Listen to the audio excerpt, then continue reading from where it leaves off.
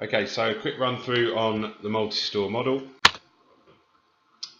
Things you need to understand are the basics of the model, some of the key parts of memory, and the idea of retrieval and rehearsal. So echoic and iconic memory as well. All of this will be AO1 description. Okay, so you should have a basic understanding of this as a model. The things you might not have gotten from class are who made it, so Atkinson and Schriffin, 1968. And just remember your kind of first AO1 point is that information is moving, it's flowing through this from left to right, and it's a cognitive model as well. That's quite good to start getting used to saying as well. So it's a cognitive model of memory.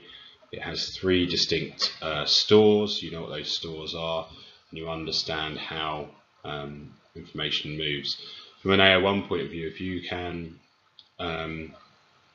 put all of those terms in, so if somebody was to give you all of those words, sensory store, attention, transfer, retrieval, rehearsal, long term, and an empty graph, would you be able to put it in the correct areas? And that's a good way to check your understanding.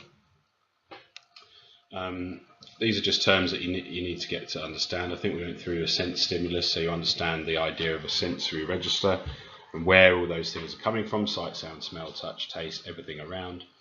The key terms here, just to get, because they could ask you about it in a question.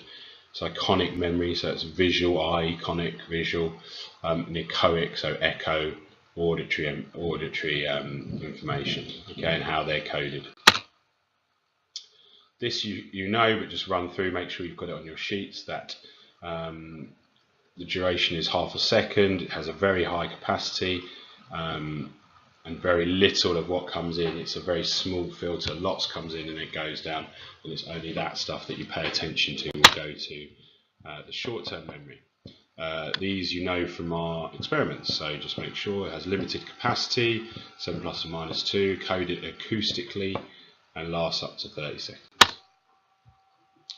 What rehearsal is and how it says information passes from the next. Okay, that's repeating information. If you rehearse it long enough, it will pass on to our long-term memory. Long-term memory, unlimited capacity.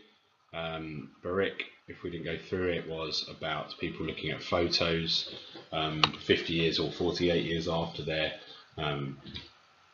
end of school, and they could remember lots of the faces. Okay, and that's semantic coding, so we're thinking about meaning and all of that. Requires retrieval for the information to be called back to the STM for it to be remembered. So you actually need to be able to get information from your long-term memory back to your short-term memory for it to be remembered. And some people have problems with retrieval. And the next one I'll look at was the AO3s. See you later.